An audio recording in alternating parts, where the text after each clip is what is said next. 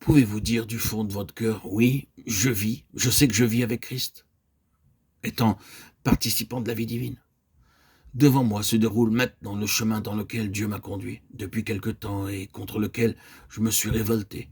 Je me suis irrité de devoir y passer. J'ai dit non, non, j'en ai assez de cette croix. Il n'est sûrement pas nécessaire d'en entendre toujours parler. Je ne la désire pas. Maintenant, je suis prêt à y faire face. Par l'Esprit éternel, il s'est offert lui-même à Dieu. Hébreux 9, 14. Il tourna fermement son visage pour monter à Jérusalem.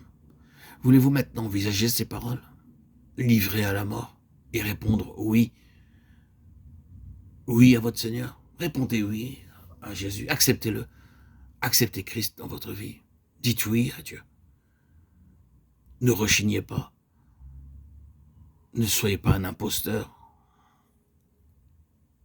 ne faites pas de diversion, on ne peut pas tromper Dieu.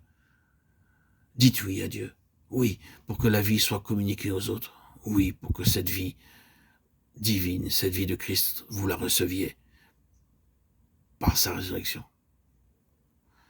Frères et sœurs en Christ, bien-aimés, chers amis, auditeurs, auditrices, voulez-vous donc cesser de rechercher quelque chose pour vous-même? Oui, Seigneur, que les autres obtiennent ce que je voudrais avoir pour moi-même. Voulez-vous choisir le sentier de la mort pour que les autres puissent recevoir la vie?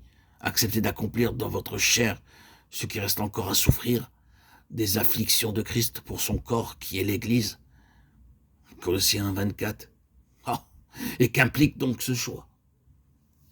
Il implique vivre, pleurer, souffrir, aimer, avec une patience infinie, une infinie tendresse, un amour inlassable pour chaque membre du corps de Christ.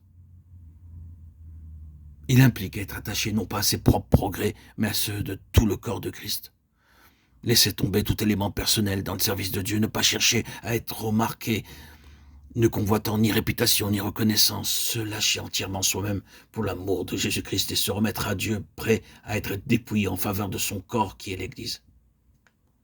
Avec quelle tendresse, enfant de Dieu, ne voudrais-je pas mettre ce message devant toi et te demander d'y faire face avec le Seigneur et au nom de Jésus, de laisser le Saint-Esprit accomplir en toi tout ce qu'il voit que dans la communion avec lui, tu es capable de supporter.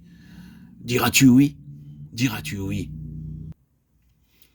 Dans ces conditions, ne cherche pas à imiter quelque autre chrétien, car Dieu veut agir envers toi comme s'il n'y avait que toi dans le monde. Il saura trouver le meilleur moyen de te faire partager une communion parfaite avec lui-même. Dieu n'est-il pas en train de nous préparer pour les événements qui sont à la porte? Le jour de la grâce approche rapidement de sa fin. Combien d'entre nous seront-ils trouvés fidèles? Combien d'entre nous seront-ils intègres envers Dieu? Combien soutiendront-ils l'épreuve? Le monde a besoin de martyrs, et il a ces martyrs obscurs dans de nombreuses vies d'enfants de Dieu.